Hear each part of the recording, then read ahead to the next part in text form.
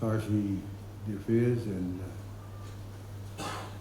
at the interim of the Embassy of the People's Republic of China, Fiji, Mr. Wang Yuan, representatives of the Embassy of the People's Republic of China to Fiji, and fellow officials who are here.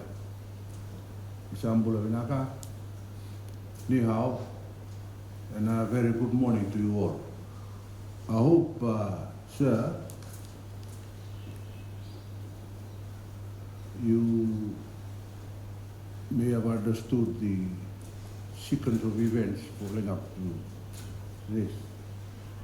Just to give you another brief outline of the events, the first thing was according to your good self, sir, and the delegation was our SIP.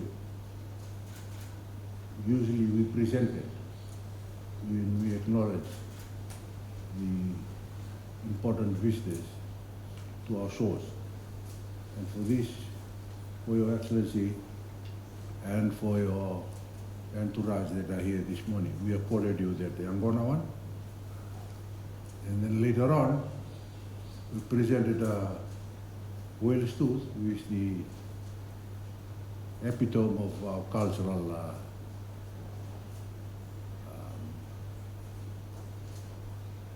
presentation to you this morning, sir, is just to once again accord you and to the great Republic of the People's Republic of China our greatest thanks in what you provided for us. A beautiful limousine out there, which would benefit the nation and especially high office here.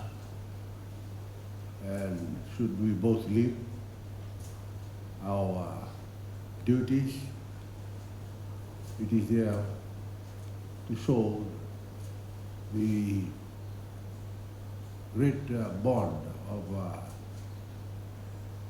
leadership and linkages that we've had over these many years.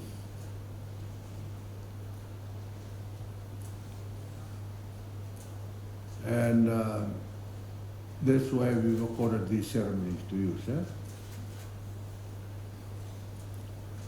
And once again, Your Excellency, on behalf of the Government of the Republic of Fiji, I wish to express our deepest gratitude and appreciation to the Government of the People's Republic of China for its gracious donation in response to my request. Again, Fiji's long-standing diplomatic and bilateral relationship with China was established 51 years ago. Last year, we marked 50 years of continued partnership in areas of mutual interest, such as science, education, culture, climate change, adaptation, and mitigation, and most important of all, the humanitarian aid. Sir, it is my intention that our people and to the people's collaboration and diplomatic ties continues to strengthen in our mutual interests of nation building and bridging cooperation between our two nations. Ladies and gentlemen, the concept of the One China policy is the strong foundation for our mutual cooperation and bilateral partnership.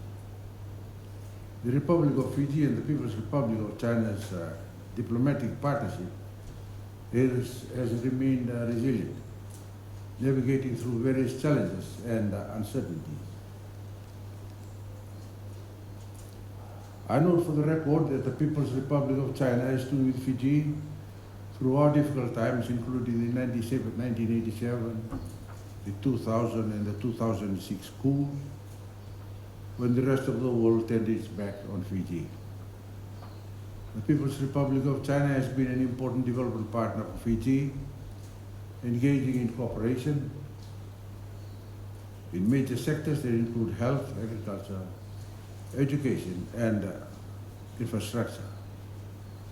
Notable areas of cooperation between Fiji and China include the China International Development Cooperation Agency, better known as 𝐶𝐞𝐾, has committed to the upgrade of the Lalabalavu road network valued at, in Fijian dollar value or terms, it's almost 300 million. China has supported Fiji in combating malaria and provided assistance during the COVID-19 pandemic. The Navo Hospital, built with the Chinese assistance, has benefited over 30,000 local residents. State House last year, over here, sir, has benefited from the refurbishment and repairs funded by the People's Republic of China for water damage to the walls of the north wing, that is on that, to the left, and upstairs.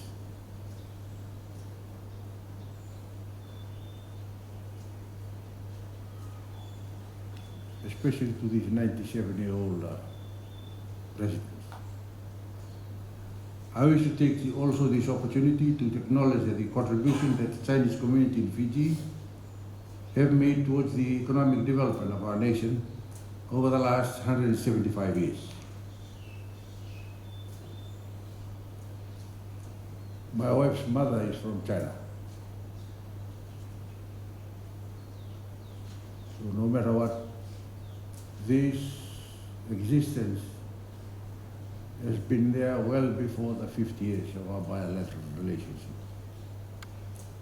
And it has continued to grow. We sent the people abroad to further their education, including one of my very own daughters, who's now a town planning engineer with our Ministry of Town Planning. I hope she'll be able to live with us what she has learned from the great Republic of China. You are the model to the world. How you build your engineering infrastructures has only made us awe and wonder as to the level of engineering and, most important, the brains that you have. I remember when I attended the gathering at the Communist Party headquarters in Beijing, we were invited to participate in a meeting where China is hosting it, even though it's a socialist country. But it's to do with International Parliamentary Union. That again is a democracy-led kind of government, of which Fiji is a member. We had good exchanges. Then I posed a question to the people leading the conference, mostly from the senior members of the Politburo. I have one question. This was during question time. Can you explain to me how a great socialist country like the People's Republic of China and the democratic principle that stands for International Parliamentary Union are able to organize such a meetings as this? An old man sitting right at the back, he's a very senior member of the Communist Party in China, probably a former general. He stood up and then posed a question to me, since I was raising the question. Where are you from, sir? Well, I'm from Fiji. Oh, okay. Well, when we executed the Cultural Revolution in the 1940s, he said,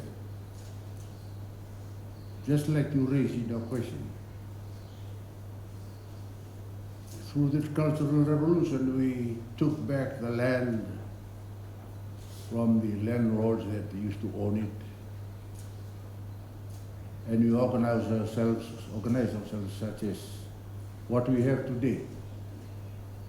I visited the great People's Republic Hall,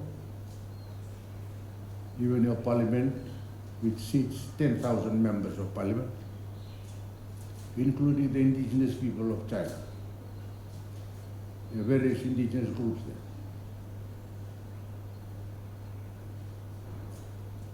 And then he said, after the Cultural Revolution, we took a visit to Russia. And then when we came back, we decided we will only adopt this and we'll leave this. That's why you are saying in your question to me, how come you've organized this? You have Christian faith in China. You have one of the fastest growing millionaire population in China, in the world.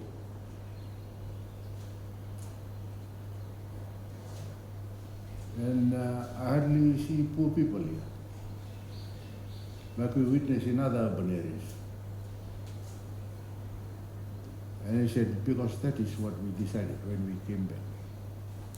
We are not fully communist as you see it, just because we went to Russia. No, we only adopted what is necessary and what is good for us, and the rest we left out. We recognize the indigenous people of this country.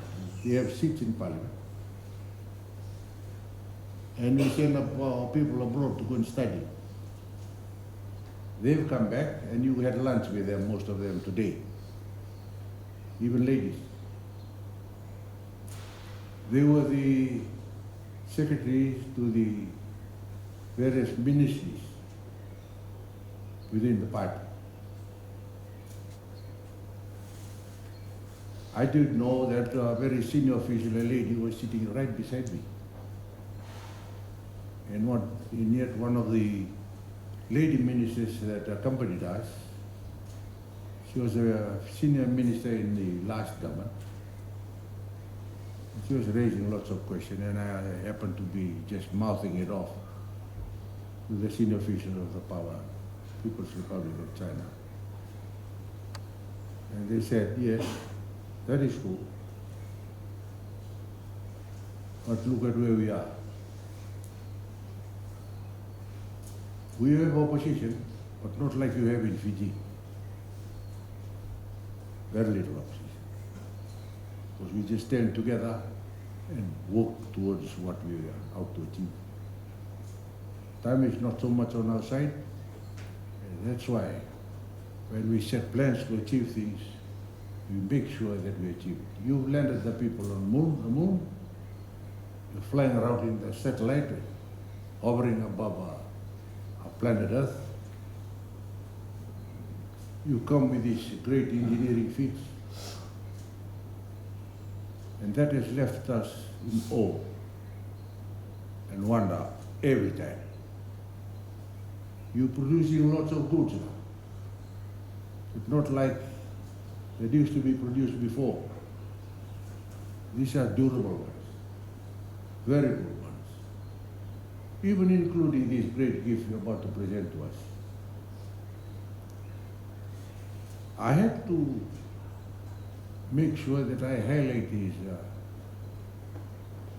learning journey of mine when I visited Beijing, that you brought a lot of development to our nation. China Railway, from 1 to 5 or 1 to 6, you even went to its headquarters in Beijing. It's a huge multinational company, owned by the government of China. We tried to follow suit, but it fell on the way. Because what we were lacking was what is your strength,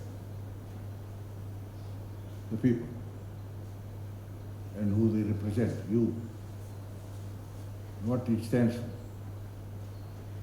I stood in the People's Square and looked around and see the number of tourists there, mostly Chinese, local, touring the capital. They are proud of who they are, what you've achieved all these years. Your journey here has not been an easy one. I related that request of mine, a personal one, if you could be provided with a car so as to enable us to go and attend important functions here. We used to have this before, but no, those big cars during the British colonial era has gone. Maybe we didn't have the funds to repair them, and as such we couldn't replace them. So we came up with this arrangement that we have now. It's a leasing arrangement done by the previous government, and this government has followed suit. So at least we can get some cars. So it's just to give us a bit of recognition as to the office that we occupy and make the people proud. But again, sir, you're coming today brings us a lot of happiness. And please allow me to express my warm appreciation towards the People's Republic and government of the People's Republic of China for the generous donation that we are about to receive today at this function. Now, 𝐿𝐿𝐿, 谢谢, and may God bless the People's Republic of China and also the People's Republic of Fiji. Thank you. Your Excellency Ratu Nakama Lalabalavu, President of the Republic of Fiji.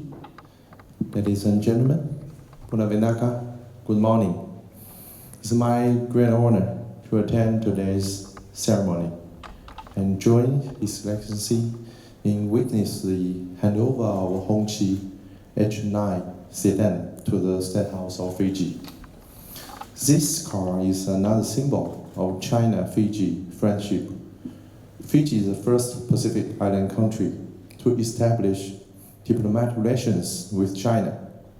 Our two countries, with a shared future, have always supported each other and deepened friendship.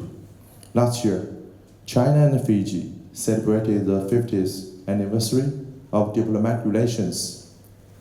His Excellency President Lalabalavu and His Excellency President Xi Jinping exchanged congratulatory messages. Both sides held celebrations events.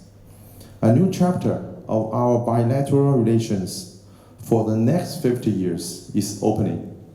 The Chinese embassy was honored to provide full assistance for the refurbishment works of State House last year. I believe today's donation will provide convenience for the daily activities of the Office of President and His Excellency, injecting new vitality into the friendship between our two countries. This car testified to the development of Chinese path to modernization. 𝐿𝐿𝐿 means red flag in English. This brand was born in 1958 with its logo inscribed by Chairman Mao Zedong, the first chairman of the People's Republic of China. It was the first luxury car that was designed and produced by China, nearly from scratch through independent innovation. The 𝐿𝐿𝐿 is a luxury executive sedan featuring a majestic and dignified appearance, as well as cabin quietness and luxury experience. The whole car uses lots of high technology, from zero to world class. This car reflects the Chinese people's history of achieving self-reliance by hard work. As an outstanding example of Chinese automobile industry, 𝐿𝐿𝐿 sedans are used as vehicles for Chinese leaders to receiving state guests and have become China's business car during diplomatic activities. This also highlights China's adherence to an independent and self-reliant development path via innovation. We are willing to share the opportunities of China's modernization with Fiji and make contribution to Fiji's national development and improvement of people's livelihood. This car has a bright future for cooperation between China and Fiji.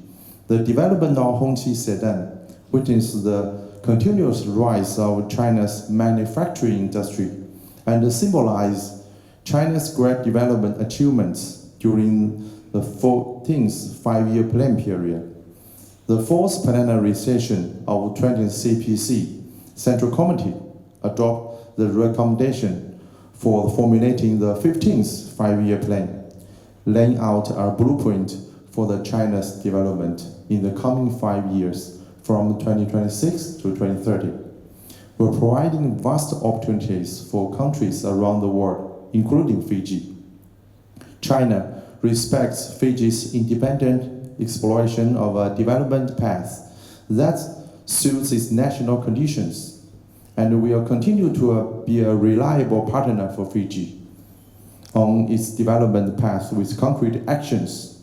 China stands ready to work with Fiji to jointly safeguard the common interests of Global South countries and continue to push the China-Fiji comprehensive strategic partnership to new heights, so as to better benefit our two countries and peoples. To conclude, I hope this car will carry the blessing of the Chinese people to Fiji and becoming a bridge of friendship connecting us. I wish Fiji prosperity and its people happiness and well-being. My China-Fiji friendship lasts forever. Thank you. Vinaka Wakalevu.